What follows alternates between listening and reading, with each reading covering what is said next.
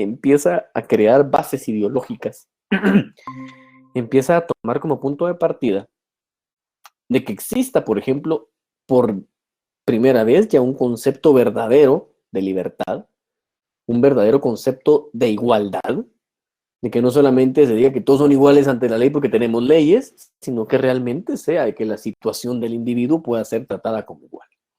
También ya surgen elementos como el del poder acceder a participar políticamente. También empezamos a tomarnos algunos aspectos importantes, como lo son, que surgen términos como el de la dignidad humana, términos como de justicia social. También empieza a existir algún tipo de conceptualización en la cual debemos dignificar al trabajador. Y también, ya para poder cumplir con estos elementos, tenemos que llevar a cabo un verdadero intervencionismo del Estado. Si tenemos un verdadero intervencionismo del Estado, pues en este caso nosotros no vamos a tener ningún tipo de problema a la hora de poder ejecutar estas bases ideológicas. Estas bases ideológicas, como las hemos visto ya, vienen a provocar el surgimiento de principios que fundamentan al constitucionalismo social, o que vamos a encontrar por lo menos representados en todas las formas de constitucionalismo social que existen. Cuando vemos nosotros estas formas de constitucionalismo social que existen, nos tenemos que topar primero que, por ejemplo, se va a establecer un orden económico diferente, un orden económico distinto. Nos vamos a topar nosotros con un orden que pues viene prácticamente a cambiar lo que nosotros conocíamos. ¿Por qué? Porque ya surgen los llamados derechos sociales. También surge, por ejemplo, el principio de la propiedad en función social. También nos topamos que, por ejemplo, en este principio la propiedad puede ser limitada. Surge también un llamado intervencionismo del Estado en la economía. Prácticamente se viene a ampliar todos los derechos fundamentales. Surgen principios como el principio, por ejemplo, de que va a prevalecer el interés general o social sobre el particular. Ya se crean, por ejemplo, la protección de los derechos de los trabajadores. Surge el derecho a la huelga, el derecho a sindicalizarse, una jornada que ya no sea de sol a sol, sino que sea con un límite, una protección al salario. Por primera vez empezamos a hablar de la seguridad social, aquella persona que alcanzó cierta edad de vejez, aquella persona que tiene algún tipo de limitación por una enfermedad, por un accidente del trabajo. O incluso, yo les decía que se empieza ya a promover la idea de tener una pensión incluso por desempleo. O sea, la seguridad social debió o debe llegar hasta ese punto. Y bueno, hasta ahí fue donde nos quedamos la clase pasada, porque hoy vamos a ver las clases de constitucionalismo social que existen, que debemos tomar en cuenta que muchas de ellas todavía son aplicables en este momento histórico que estamos pasando, y que también ya empezó a entrar en decadencia, ¿verdad? Ya casi antes del cumplimiento de los 100 años del constitucionalismo social, llegó a estar en decadencia. Pero hoy nos vamos a analizar únicamente, nos vamos a enfocar a lo relativo de las clases de constitucionalismo social que existen. Que espero que no lo vayan a confundir con clases de constitucionalismo, ¿sí? Vamos claros que clases de constitucionalismo, ya vimos prácticamente completo una, que fue el constitucionalismo liberal, y ahora estamos viendo la segunda forma, que es el constitucionalismo social, ¿verdad? Que es la segunda que estamos viendo en este momento.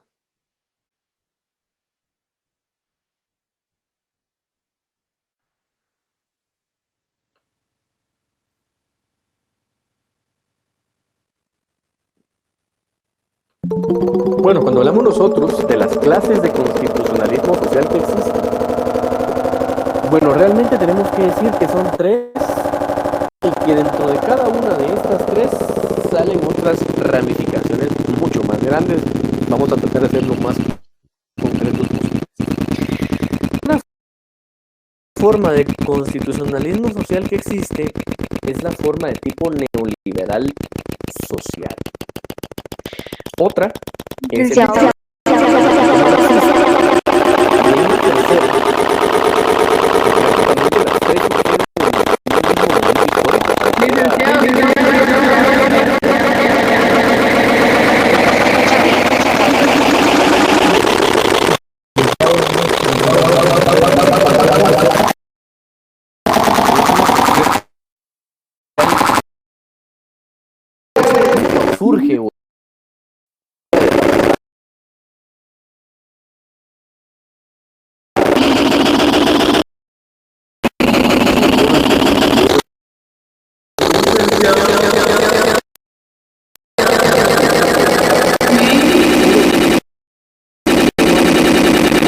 Este tiene características muy específicas. Y dentro de ellas, por ejemplo, es policlasista. Cuando hablamos de policlasista, es porque está diciendo que existen varias prácticas, reconoce No hay una ningún fuente. problema. Licenciado Torres Correo.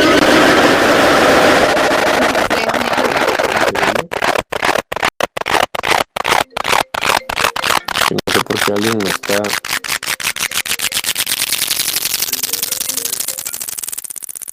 No, No se me escucha como escuchan, según entiendo. interferencia.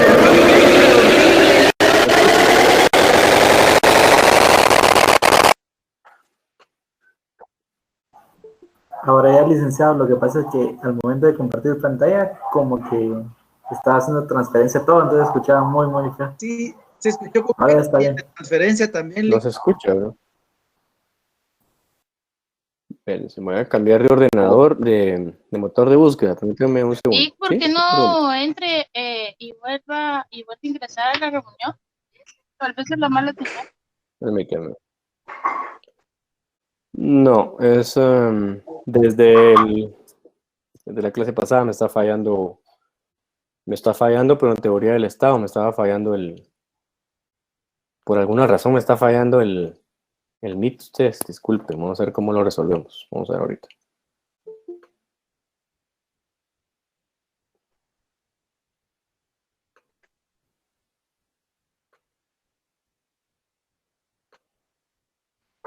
Permíteme un momento.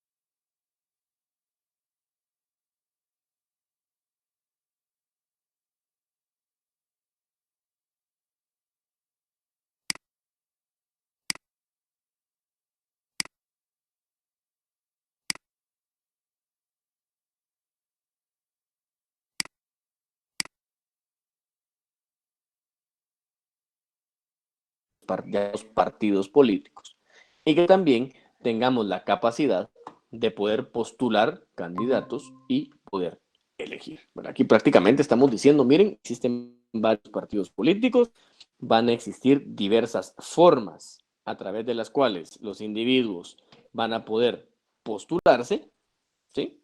Y también, pues vamos a poder nosotros elegir dentro de un catálogo, ¿verdad? Un catálogo bastante amplio de lo que son todas las formas en las cuales nosotros vamos a poder llevar a cabo nuestras organizaciones sociales. Y por último, existe un ejercicio del poder de tipo moderado. Aquí lo que estamos diciendo es, pues prácticamente el poder, aunque vaya a estar siempre dividido, siempre vamos a elegir autoridades.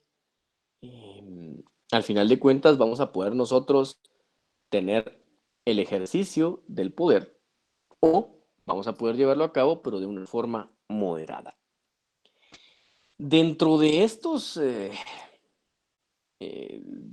estas clasificaciones que hay, nosotros nos podemos dar cuenta, por ejemplo, de que existen 4 tipos de clasificaciones dentro de estos neoliberales sociales, ¿verdad? No solamente hay un tipo neoliberal social, sino que vienen siendo pues 4 formas en las cuales se vino a manifestar. Existen los neoliberales puros, ¿verdad? Dentro de ese constitucionalismo social de tipo neoliberal social, existen los llamados neoliberales puros, que lo que vienen a promulgar o lo que vienen a buscar es que se lleve a cabo una economía de libre mercado. El énfasis o el verdadero enfoque que se va a llevar a cabo es que la economía pueda llevarse a cabo con la más mínima intervención estatal, reconociendo los derechos sociales individuales, reconociendo derechos a todos los individuos. Entiéndase que, por ejemplo, un individuo que por cuestiones de su esfuerzo individual, una persona que por cuestiones de su verdadera superación individual, logra alcanzar riqueza. No solamente al que ya tenía, sino que incluso al pequeño productor, al pequeño comerciante, al pequeño artesano, él tenga la capacidad de poder crecer. Estos neoliberales puros lo que buscan, al final de cuentas, es reconozcamos todos los derechos. No le limitemos los derechos a los individuos, sino que por el contrario, creémosle todas y cada una de aquellas condiciones necesarias para que el individuo pueda superarse, ¿verdad? Pero que el mercado como tal, el Estado, no intervenga mayor cosa. Que intervenga solo como un pequeño regulador, como un ente normador, más no venga a limitar, por ejemplo, si yo quiero llevar a cabo lo que tanto se conoce ahora como la economía del emprendimiento que se llevó tanto a cabo en esta época de pandemia, pues que en este momento histórico que estamos, pues se pueda llevar a cabo también con los demás derechos que yo tenga. Dentro de este mismo segmento de los neoliberales sociales, surgen también los llamados socialistas. Estos socialistas dentro del neoliberal social lo que buscan es que los derechos se extiendan a todos los individuos, ¿verdad? Que no se limite, que no se restrinja, que no exista una clasificación como tal, sino que todos los derechos sean iguales para todos. Luego surgen también los llamados solidaristas. Estos solidaristas lo que están buscando es que ese catálogo de derechos, esas garantías fundamentales, ese catálogo de los individuos, vayan siempre en beneficio del menos favorecido. Pero la particularidad de los solidaristas es que lo crea como una obligación del Estado en conjunto. Y cuando hablamos de una obligación del Estado en conjunto, nos estamos refiriendo a que, por ejemplo, si nosotros estamos en una situación de privilegio, renunciemos a algo a lo que yo tengo derecho para dárselo a otro.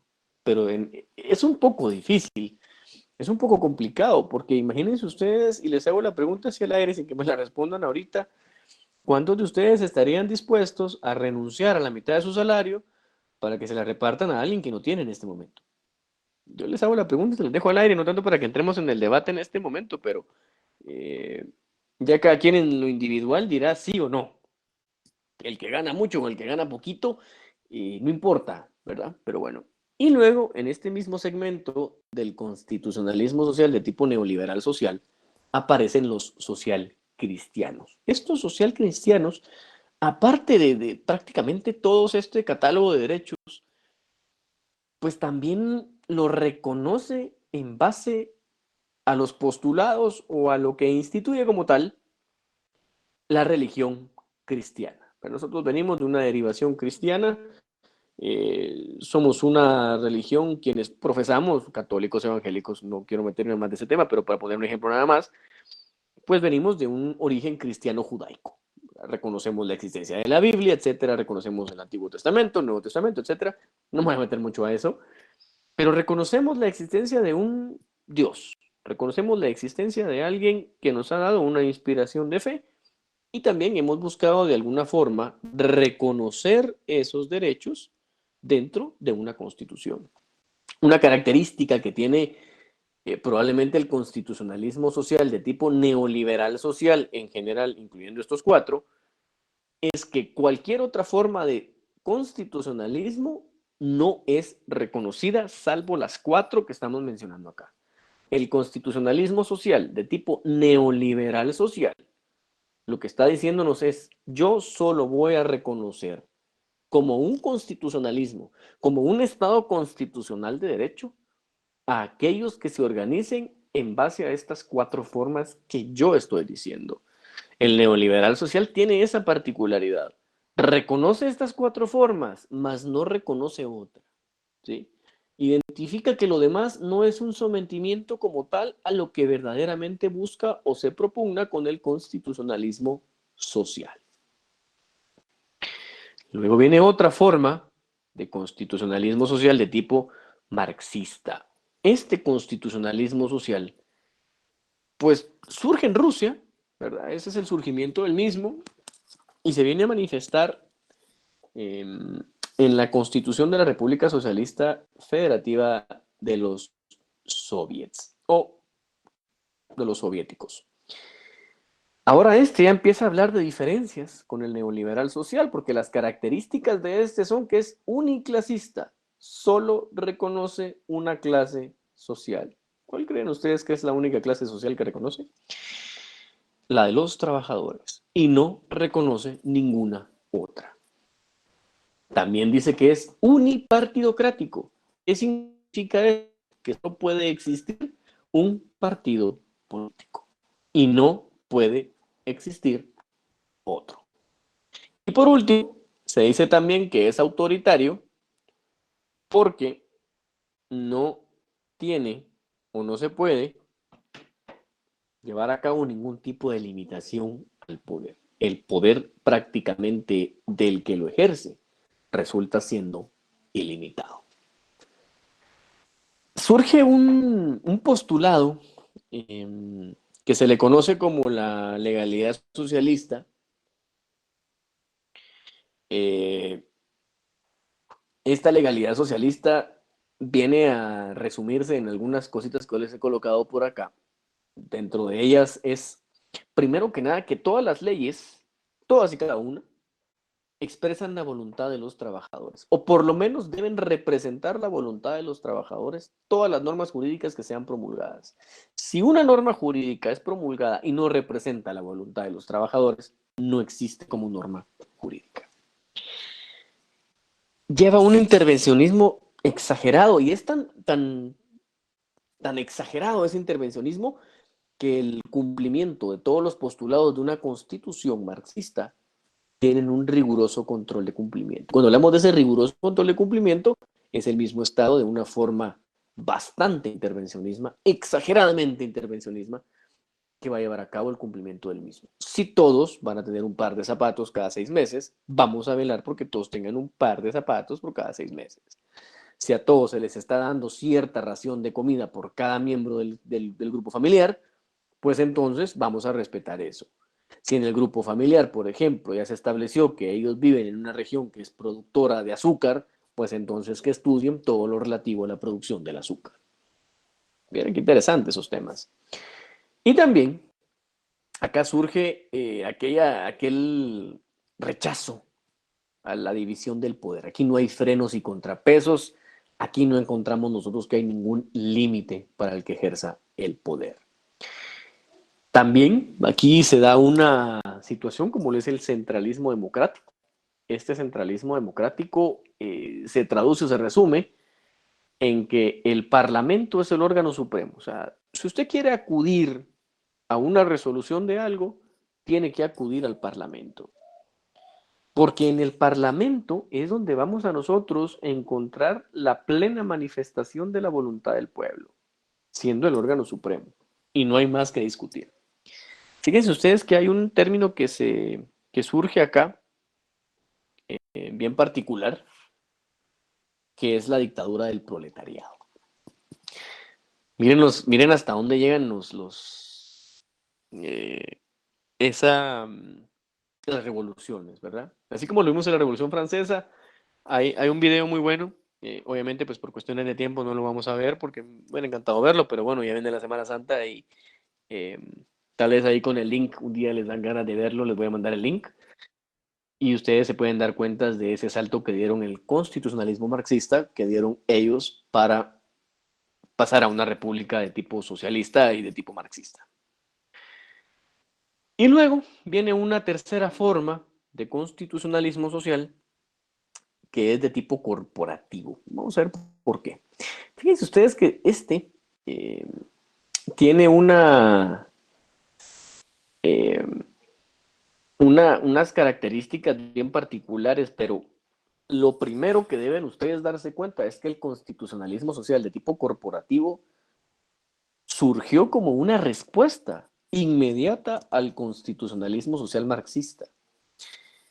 Fue tanto el grado de crecimiento que tenía la ideología marxista a nivel de Europa que los demás estados se dan cuenta que resultaría siendo perjudicial para ellos si permiten que esta ideología de una sola clase social, de que todos somos iguales exactamente en lo que comemos, en lo que estudiamos, en lo que hablamos, en todo, que esto vendría a romper con muchas de las ideas que se estaban llevando a cabo, que se estaban implementando ya en Europa. Por ejemplo, Alemania venía de perder la Primera Guerra Mundial, estaba en la peor crisis económica de su historia, y obviamente darle a los trabajadores el poder, obviamente había un grupo que no permitía, que no quería que eso pasara. En Italia, anteriormente, por ejemplo, en 1922, con el ascenso del fascismo en Italia, Benito Mussolini, en el ejercicio del poder, él se da cuenta que tampoco le conviene perder ese control que él tenía dándoselo a un grupo social como lo son los trabajadores. Y en España se da una situación muy similar, con la diferencia que en España todavía era una monarquía, y ahí lo que se hizo fue votar la monarquía, pero con bastantes diferencias, como vamos a ver acá el día de hoy, como por ejemplo dentro de las características del constitucionalismo social de tipo corporativo. Fíjense que dentro de las características que tiene, la primera es que es unipartidocrático. Yo les pongo una diagonal ahí, no que sea igual, sino que es una diagonal, porque en España se abolieron los partidos políticos. A mí me da mucha, no sé, particularmente me llama la atención cuando mucha gente se enoja acá en Guatemala, el hartazgo es grande, y dicen, deberían de desaparecer los partidos políticos y ya no tener. Bueno, miren, en España lo hicieron en 1939, para que se den una idea. O sea, que es algo que ya socialmente ya pasó. Ahora bien, las clases sociales acá, miren, se van a manifestar, pero más en el concepto de nación que como el concepto de clase social.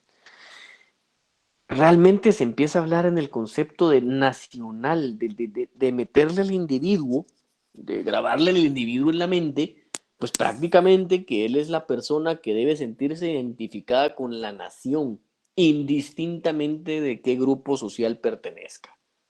En algunos casos y en otros no, como ya vamos a ver acá.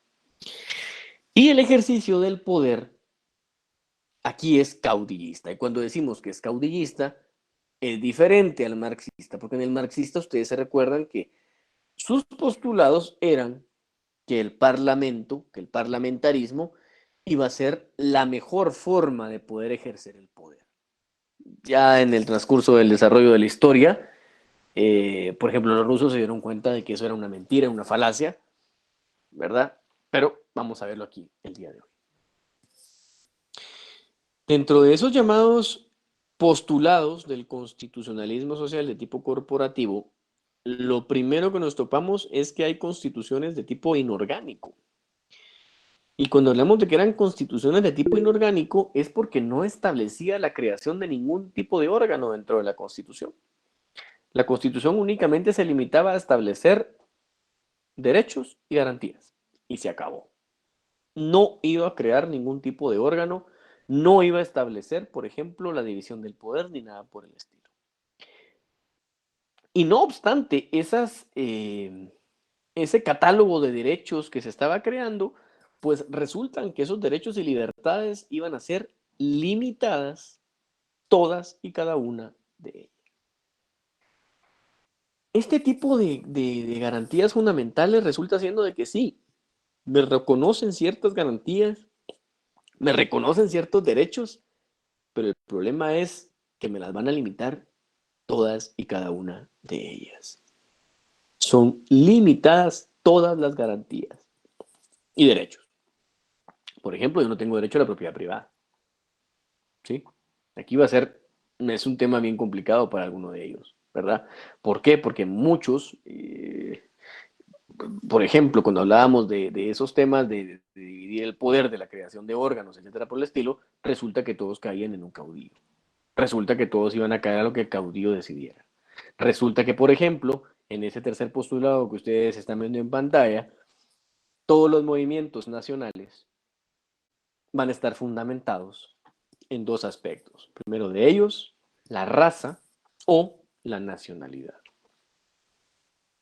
Y por último, pareciera increíble, pareciera un tema risible muchas veces, pero fíjense ustedes que el nacionalsocialismo, como se los ponía yo vamos a regresar a la diapositiva anterior, el énfasis era en lo social, porque lo que buscaba era beneficiar a todos los individuos con una característica. Por ejemplo, en Italia, yo les pongo ahí entre comillas, el fascismo, pues prácticamente era beneficiar a todos los italianos. Prácticamente era a todos aquellos que tuvieran la nacionalidad italiana, indistintamente el origen que tuviera. No importaba si era judío, si era gitano, si era italiano de todo su linaje, etcétera. No, no existía ese tipo de limitación, era solo acreditar que usted era italiano para poder gozar de los beneficios que le estaba dando el fascismo. En Alemania, por el contrario, aquí ya viene el tema de la raza, porque el nacionalsocialismo se fundamenta específicamente en todos aquellos individuos que tienen un lazo sanguíneo, que tienen un lazo de nación. El concepto de nación extendido al grupo completo. Y por eso es que Hitler rechazaba dentro de su organización social a todos aquellos que no fueran de la raza aria. Él rechazaba, por ejemplo, a todos aquellos que no tuvieran ese tipo de vínculo sanguíneo. Por el contrario, él rechazaba, por ejemplo, a todos aquellos que tuvieran un origen judío, por ejemplo. Él decía, ¿cómo puede ser posible que estos judíos que vinieron hace mucho tiempo a Alemania, ellos vivan en la riqueza, ellos vivan en la opulencia, y todos los alemanes de nacimiento, alemanes que vienen no solamente de hace una generación, sino de todas sus generaciones, estén pasando por la peor época de hambre y pobreza que sufrió Alemania en su historia? Y es entonces donde surge el nacionalsocialismo. Y es por eso es que Hitler, siendo austriaco, él decía que tenía los mismos lazos sanguíneos que personas arias que habían nacido en Alemania. Y por eso para él, su sueño inicial era unir Austria con Alemania, porque él decía que Austria y Alemania prácticamente eran lo mismo. Y él decía, pues, prácticamente son lo mismo, porque el origen de ambas naciones vienen del mismo lugar. Podemos probar que tenemos un lazo de sangre puro. Ahora en España era más un tema de republicanos contra monárquicos, como ustedes probablemente lo están viendo en teoría del Estado, en el tema de sistemas de gobierno, en monarquía y república, que son dos contrapuestos, pues en España era más en pro de, ¿usted quiere seguir sirviéndole al rey o usted quiere mejor tener un sistema en el cual la república prevalezca? Entonces, prácticamente tanto en Italia como en España hubo un fascismo, un poco más exacerbado probablemente en Italia, de menor tiempo de duración. Lo peor que pudo hacer Mussolini fue reunirse con Hitler y llegar a acuerdos con Hitler, porque prácticamente Hitler viene e implementa las mismas políticas en contra de los judíos italianos que él ya había llevado a cabo en toda Europa. A diferencia en España, España prácticamente se mantiene de una forma en comunicación con los alemanes, diciendo que los revolucionarios españoles que buscan atacar la República Española son monárquicos y por lo tanto ellos llevan algún cierto grado de alianza con Alemania sin ser parte de la Segunda Guerra Mundial. España no intervino prácticamente en la Segunda Guerra Mundial y pues prácticamente, si ustedes se dan cuenta acá, el fervor que se lleva a cabo en estos de tipo corporativo es crear prácticamente un grupo único de personas, un grupo único de individuos, pero que nos damos cuenta que también es complicado porque no existe participación política si no hay un solo partido, ¿sí? En Alemania estamos hablando del partido nazi, ¿verdad? Era el único, no existía otro partido político, elimina a todos los demás rivales políticos antes de acceder al poder y cuando accede al poder, aún peor, pasa a eliminar a los que no puedan acreditar la raza pura y pues prácticamente uno de los genocidios que se lleva a cabo es en Alemania y en los territorios que prácticamente va conquistando, que va absorbiendo para su poder y pues en este caso ustedes se dan cuenta que el beneficio era de tipo social, sí, pero solamente para quienes estuvieran aprobando o que pudieran probar que eran de una raza pura, que era la aria. En España únicamente se iba a beneficiar a todos aquellos que fueran en pro de la república. Y quien no tuviera ese concepto de república, como lo decía el general Franco, pues entonces era su contrario y por eso igual llevó a cabo crímenes durante todo el territorio español y algunas tierras en Europa. Y lo mismo fue con Mussolini.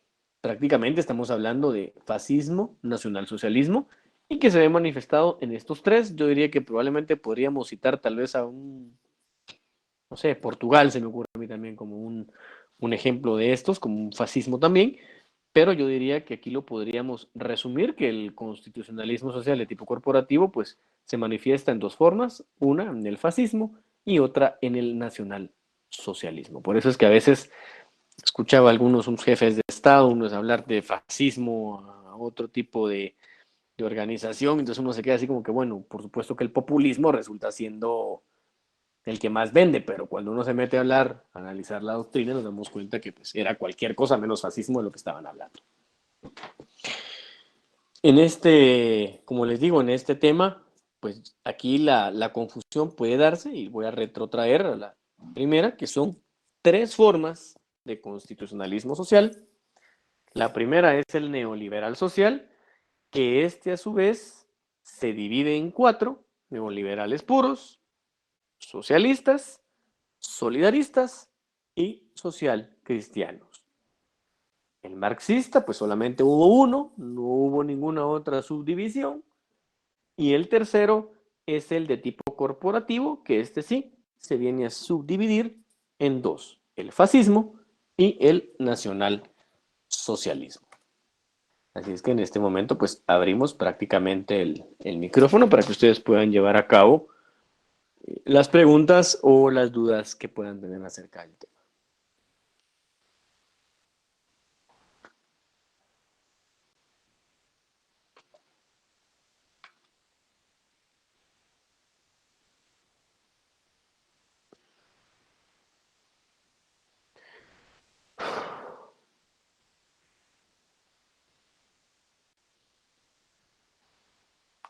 Yo creo que estamos bien claros hoy, así es que lo vamos a dejar hasta acá, porque creo que no hay ninguna pregunta hoy, ¿verdad?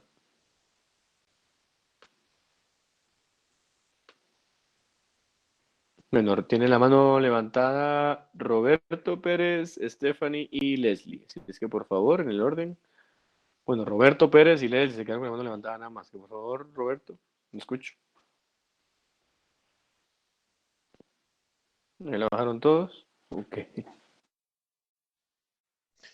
Era para indicarle Ah, es del audio. anteriormente sobre Ah, ok, el ok, fallo ok, ok. del audio, Bien. licenciado. Yo les preguntaría a ustedes, ¿dónde clasifica? Ah, ok, los dos últimos postulados del corporativo, dice Milsi. Bueno, me imagino que se refiere a... Pues prácticamente van de la mano, ¿no? Me imagino que se refiere al énfasis en lo social. No sé si puede ser un poquito más puntual en su pregunta. Si fuera tan amable, Milsi, por favor. Porque imagino que se refiere a los movimientos fundamentados o que se relacionaban o derivaban del tema de la raza o de la nacionalidad y de que pues prácticamente se buscaba el beneficio de estos individuos que pudieran acreditar ese tema. Ah, ok, el Milsi. Bueno, mire, lo vamos a poner en este contexto. El, el nacionalsocialismo, por ejemplo, de Hitler, él lo que buscaba era beneficiar a todos aquellos individuos que pudieran acreditar la raza pura, la raza aria. Él le llegó a vender de tal manera este concepto a la sociedad alemana de la época que le creen y dicen, sí, tiene razón. O sea, él llega a decir, miren, el peor de nuestros males lo tenemos en casa y el peor de nuestros males es que hay una raza que es la que nos tiene en decadencia. Tenemos una raza que es la que se aprovecha económicamente de nosotros, es una raza que es minoría, pero que concentra la mayor parte de riqueza. Recordemos que Hitler había sido pobre toda su vida, él nunca había tenido un centavo en la bolsa. Es hasta que él se enlista en el ejército alemán, es que él empieza a crecer dentro del partido nazi, pero que este partido lo que buscaba era el mejoramiento de un grupo social, de cualquier clase social. O sea, si ustedes se pueden pensar así, qué privilegio haber sido alemán de toda la vida, por ejemplo, en ese entonces. Y fíjese, Dani, que ahí usted está confundiendo algo, porque cuando se hablaba de raza, por ejemplo, y ahí quiero hacer hincapié de lo que dice Dani, porque ahí Dani está confundiendo raza con nación. ¿Se recuerdan ustedes cuando vimos el tema acá mismo? Yo les hablaba del tema de nación, que por ejemplo, el tema de nación son todos aquellos que comparten idioma, costumbre, rasgos físicos incluso, normas. Y resulta que, por ejemplo, lo que nosotros conocemos como Alemania, lo que nosotros conocemos como Austria, pues en algún momento fueron parte del Imperio Romano Germánico. Y eso es a lo que invocaba Hitler, porque él decía, nosotros como individuos pertenecemos a la misma raza. Nosotros somos de la misma nación, porque tenemos el mismo idioma, porque tenemos las mismas costumbres, porque tenemos los mismos rasgos físicos, porque tenemos las mismas normas.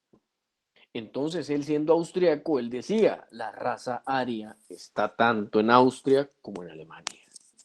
Sí, ese es el tema. Eso le digo ahí a Dani, le aclaro ese tema porque ser austriaco en aquel entonces, sí, eh, ay, bueno, un gran orador para ser caudillo, pues no necesariamente, porque han habido caudillos muy malos para hacer oratoria.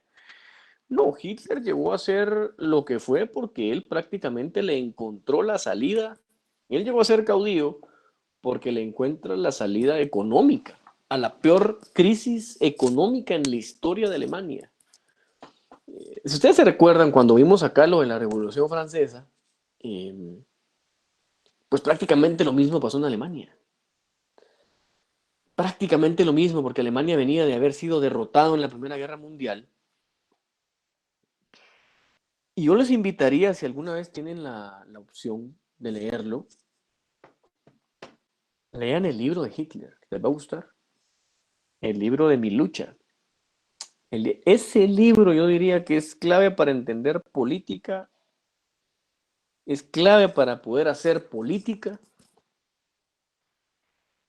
Es como que ustedes leyeran El arte de la guerra también, ¿verdad? él llegó de alguna manera a ser la respuesta. Imagínense ustedes que ustedes, bueno, quienes tienen sus hijos o viven con sus papás, imagínense ustedes que no tengan para comer, que no haya trabajo. Bueno, peor aún, que aún teniendo para comprar comida, no puedan comprar porque no hay comida. Imagínense ustedes que lleguen al extremo de que muchas personas preferían morirse o suicidarse que morir de hambre. Pero aparece alguien, ahorita vamos a ir a la pregunta que hace Cristian ahí, que creo que está confundiendo también ahí lo otro.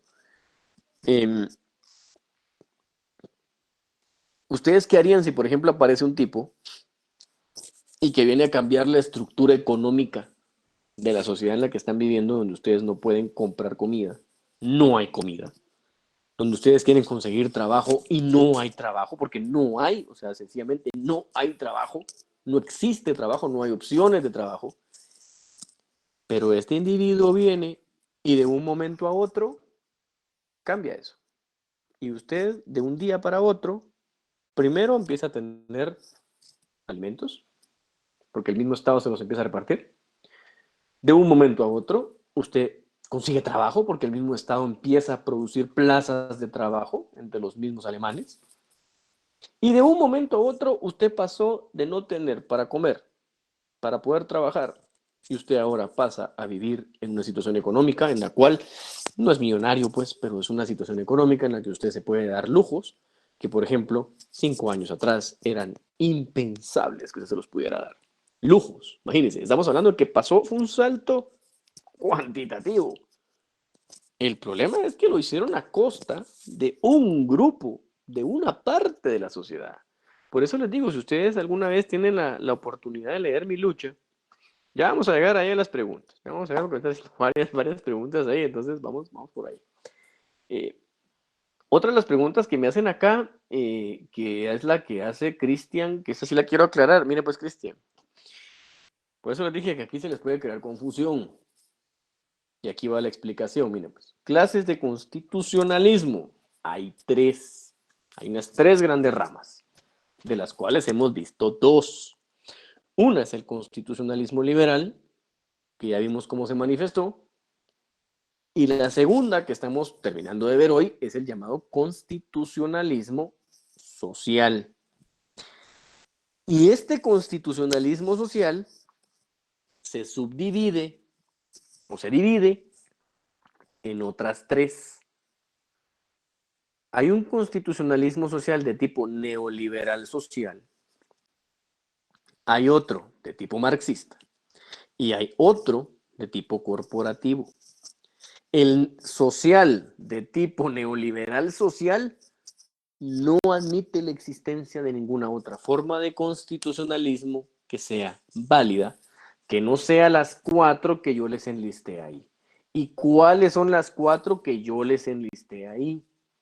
Una de ellas es el neoliberal puro, que él dice, miren, yo estoy totalmente de acuerdo que debe haber jornada de trabajo, que debe haber huelga, que debe haber seguridad social, etcétera, pero yo necesito que haya una libertad de mercado, que los precios se manejen por oferta y demanda, que por ejemplo el individuo que tenga la capacidad de crecer desde la pobreza hasta la riqueza, lo alcance, ¿sí? Y eso lo vimos nosotros reflejados en Estados Unidos, por ejemplo. ¿Sí? En el cambio de siglo, del siglo XIX al siglo XX, prácticamente se ve reflejado eso. Los nuevos ricos, le dicen, ¿verdad? Los nuevos ricos, porque son aquellos que no tenían antes el acceso a medios de producción, no tenían acceso a nada, y trabajando, la fiebre del oro, el petróleo, comunicaciones y todo eso. Entonces hay personas que no tenían ni un centavo que pasan ya ahora a tener capacidades económicas porque la oferta y la demanda lo creó así. También están los socialistas, que esos socialistas puros no dicen, mira, tenemos que darle prácticamente todo igual a todos, ¿verdad? Tenemos que generarle las condiciones idénticas a todas las personas. Luego vienen los solidaristas, que estos todavía van más allá y dicen, bueno, si yo identifico que dentro de la sociedad hay un trabajador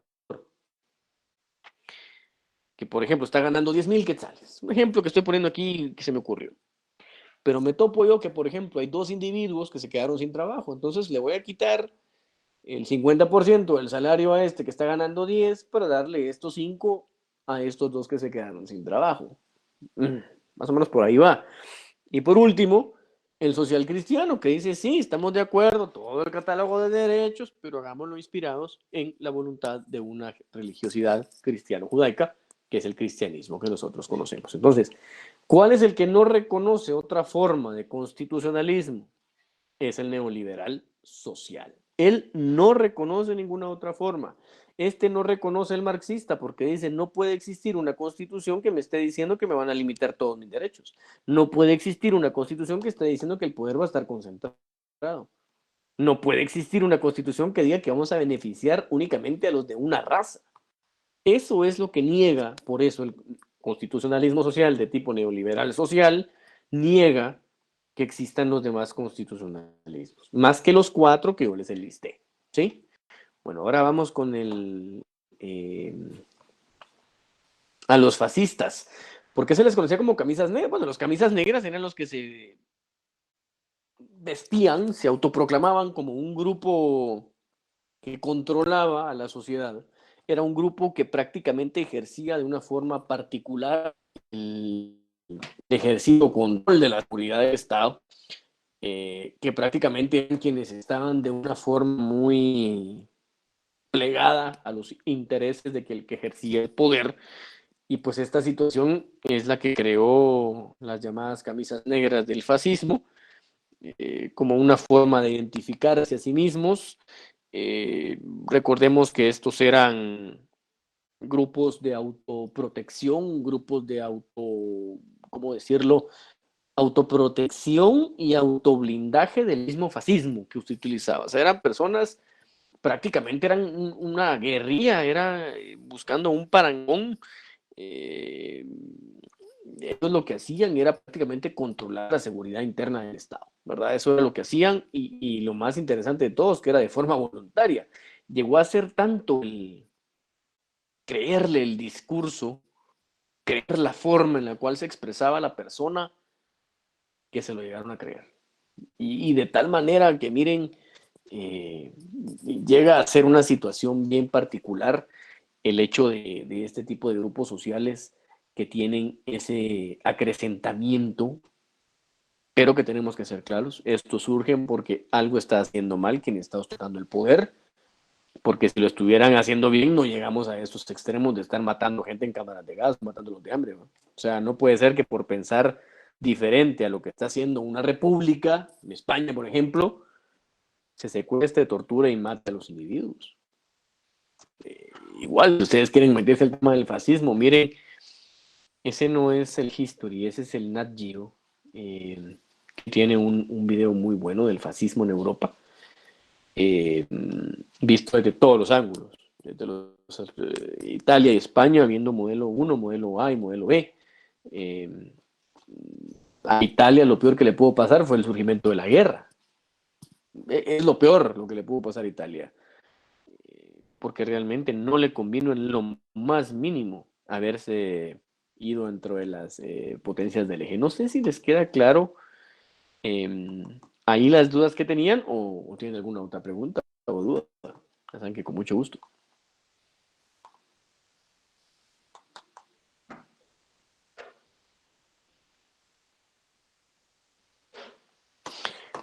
Ahora, fíjense que me resulta también siempre un bonito ejercicio preguntarles, ¿dónde clasificarían ustedes a la Constitución guatemalteca? ¿Ustedes creen que somos un constitucionalismo liberal? ¿Creen que somos un constitucionalismo social? Y si somos social, ¿de qué tipo somos? ¿Será que somos neoliberal social? ¿Será que somos marxistas? ¿Será que somos corporativo? De entrada les digo, corporativo y marxista no somos, ¿verdad? No, no. Eso de entrada les digo, no podemos ser. Ahora yo les pregunto, ¿ustedes creen que somos constitucionalismo liberal o somos constitucionalismo social? ¿Cuál de los dos se les ocurre a ustedes que somos parte? ¿En cuál nos podemos encuadrar mejor?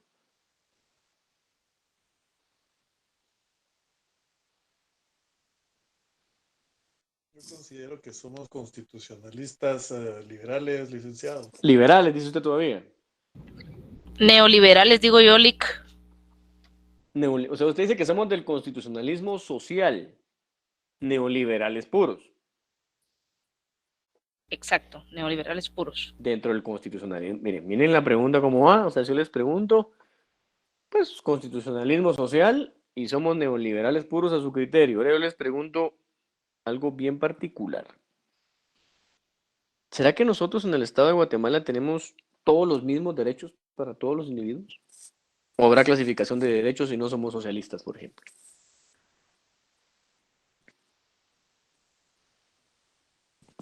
La Constitución indica que todos somos iguales en derechos y obligaciones. ¿Verdad? Que se cumpla es otra cosa, ¿verdad, licenciado? Ahora, ahí donde le pregunto, usted anteriormente me dijo que éramos liberales, nada más. Por ejemplo, me interesan un par de respuestas que han dado ahí tres de sus compañeros. Por ejemplo, Carlos dice es mixto. Alfonso dice sí hay clasificación de derechos. No, todos No estoy de acuerdo. nuestra Constitución.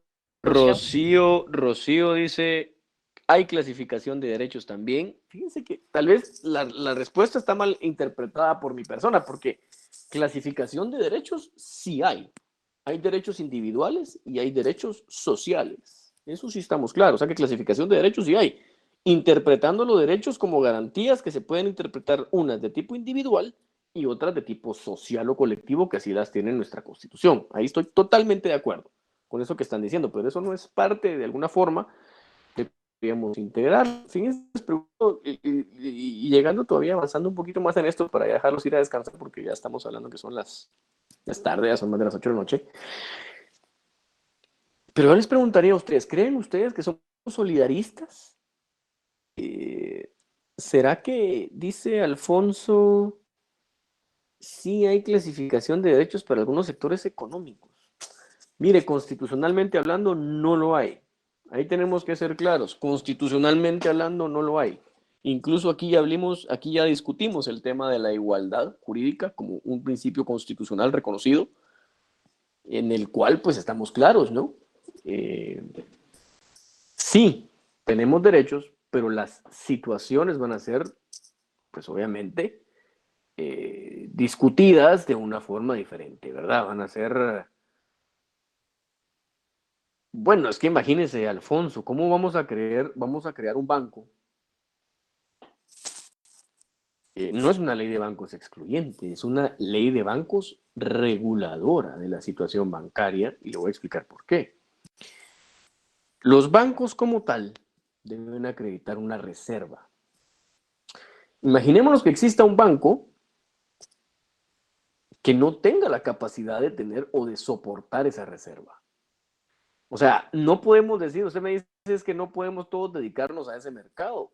Si yo tengo, si mi situación económica es igual a todos aquellos individuos que pueden soportar una carga económica como la de un banco, pues entonces sí lo tengo permitido. Se lo voy a poner de otra forma enfocada, Alfonso. Y se lo voy a poner bien claro. Entonces tenemos una ley excluyente porque no permite que los niños de 5 años contraigan matrimonio. Eso es excluyente. Tenemos una constitución excluyente porque, por ejemplo, yo no puedo casar a mi hija de 8 o 10 años. No, es porque tenemos que entender que el principio de igualdad reconocido constitucionalmente establece que situaciones iguales serán tratadas como iguales y desiguales como desiguales. No podemos poner un banco, y se lo voy a poner así bien claro. Ustedes saben la historia de la creación del Banco de los Trabajadores, ¿sí? Se le descontó una cantidad de dinero a los trabajadores de la época para crear un banco con capital público. Al día de hoy es un banco que se dirige, por ejemplo, el presidente del Banco de los Trabajadores. ¿Quién lo nombra? El presidente de la República. Al vicepresidente, ¿quién lo nombra? El presidente de la República. Otro ejemplo más de este tipo de bancos, Banco de Desarrollo Rural, por ejemplo, Ban Rural. Tiene intromisión en el Estado también porque es público y privado. El tema es que no le podemos dar la libertad a cualquiera que quiera poner un banco, por ejemplo. Porque recuérdense que los bancos también, aparte de eso lo que pone su compañero por ahí, que pone el encaje bancario, que es otro tema también, recordemos de que podemos de alguna manera incluirnos dentro de una situación, ¿verdad? Dice ahí, Carlos, creo que influye el neoliberal social. El neoliberal es puro socialistas y marxistas, ¿no? Eso no, aquí no podemos hablar que somos de varios, aquí somos de una. No existe aquello de la versión ecléctica o la versión mixta. Tenemos que ser de una. Dice Stephanie que somos del constitucionalismo social, pero si fuéramos del constitucionalismo social, por ejemplo, Stephanie, yo le preguntaría a usted, dentro del constitucionalismo social, ¿de cuál somos? ¿Será que reconocemos los derechos a la religiosidad en Guatemala, por ejemplo, con la personalidad jurídica de las iglesias? Les voy a poner ahorita una, y aquí terminamos ya porque es un poco tarde para ustedes también. Quiero que abran su constitución. Quiero que cualquiera haga el favor de abrir su constitución y empiece a leer lo primero que encuentra antes de los artículos. Antes de los artículos. Quiero que por favor vayan al preámbulo de la Constitución. Nunca le vayan a decir el prólogo de la Constitución, por favor. Quiero que vayan al preámbulo de la Constitución. ¿Sí? Donde dice invocando en el nombre de Dios. Ah, fíjense que ese es el preámbulo de la Constitución. Sí. Yo les digo, miren cómo arrancamos. Es lo primerito que encontramos cuando nosotros sacamos nuestra Constitución. Invocando el nombre de Dios. Entonces, cuando alguien me pregunta, yo me decantaría porque somos un constitucionalismo social de tipo social cristiano. Me tengo que decantar por eso porque, aunque se habla del Estado es laico, etcétera, y lo que ustedes quieran, pero buena parte del contenido de nuestra Constitución está inspirada en valores de tipo religioso. Váyanse ustedes a buscar ahí, no quiero que lo busquen ahorita, pero solo con que ustedes miren ahí, invocando el nombre de Dios. Y si alguien tiene la oportunidad alguna vez de leer ese digesto constitucional, leer donde está el diario de sesiones, solo para ponerse de acuerdo si invocaban el nombre de Dios para hacer la Constitución, fue un dolor de cabeza ponerse de acuerdo. Por supuesto que yo respeto los puntos de vista de cualquiera, pero como siempre he dicho yo, con la fundamentación suficiente uno puede llevar a cabo, sostener una afirmación. Entonces yo digo, sí, tenemos un catálogo de derechos, tenemos huelga, derecho a sindicalización, seguridad social. ¿Y será que nuestra Constitución está inspirada en valores religiosos? Yo le digo a todo el mundo que me lo pregunta, sin ser religioso a la otra persona, o exageradamente religioso, o fanático religioso, como le quieran decir, yo le digo, saca tu Constitución y lee lo primero que encontrás, que es invocando el nombre de Dios. ¿Verdad? ¿Qué le pueden refutar en contra de eso? ¿Verdad? ¿Cómo me van a refutar a mí el hecho de que algo que está ahí tangible? Que es lo primero que yo encuentro cuando lo leo. Invocando el nombre de Dios. Ahora yo les pregunto, sí, Susan, así es, constitucionalismo social, solo que no es liberal cristiano. Es constitucionalismo social de tipo social cristiano. ¿Sí? Somos parte todavía del llamado constitucionalismo social de tipo social cristiano. O sea, como les digo, todo esto viene cuando uno se mete en los temas, uno arranca, uno busca, uno estudia, y entonces uno va identificando poco a poco cómo poder encuadrar algo. Respeto a quien me diga que somos constitucionalismo social de tipo neoliberal puro, pero entonces ahí vendría yo a refutarle varias cosas con otros temas más que el invocando el nombre de Dios. El que sí definitivamente no somos es solidarista. Ahí sí, miren, lo excluyo y les vuelvo a preguntar, ¿cuántos de ustedes estuvieran o estarían de acuerdo, por ejemplo, que les digan, bueno, miren, a todos los que tienen trabajo les vamos a descontar 5,000 quetzales de su salario para repartirlo? Es duro, es durísimo, es complicado. Es un tema bien difícil. Por ejemplo, ahí Roberto dice los politeístas. Bueno, miren, y otra cosa que surge mucho con quienes profesamos alguna religión, yo siempre lo he dicho, uno puede ser cristiano, católico, cristiano evangélico, como quiera, de otro tipo, no voy a meterme en nombres, pero lo más importante creo que es respetar el tema de la religiosidad, ¿verdad? Creo que eso es lo más importante, porque ya lo vamos a ver cuando miremos la estructura de la Constitución. Cuando entremos al tema de la estructura de la Constitución, ustedes se van a percatar de muchas cosas interesantes, de muchas cosas muy interesantes de derechos llamados individuales y otros llamados derechos sociales o colectivos. Bueno, lo dejamos hasta acá porque se pone bonita la plática y yo sé que ya es tarde y muchos de ustedes pues tienen que atender familias todavía o algunas cosas para mañana, así es que si nadie tiene alguna pregunta, lo dejamos hasta acá y nos vemos el día viernes. Estefan decía hay que hacerse nada. Ok, gracias. Que tengan feliz noche a todos. Feliz Feliz noche, Lick. Feliz noche. Feliz noche, licenciado. Feliz noche a todos. Feliz noche, mi amor.